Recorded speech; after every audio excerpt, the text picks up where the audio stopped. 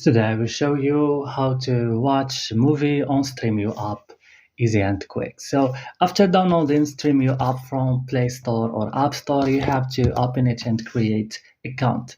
So after this, when you create a new account on Stremio, it will open directly here on the board page. Before you start in watching your movie or your series, you have to come to add-ons and you have to install some add-ons that make you watch this movie or series.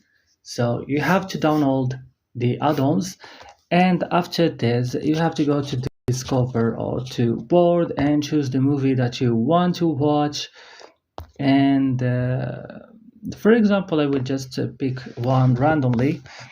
Just click on it, for example this one, and scroll this list, and you choose from where you want to watch, from your Amazon, from your Apple TV, or just from these add-ons that I installed.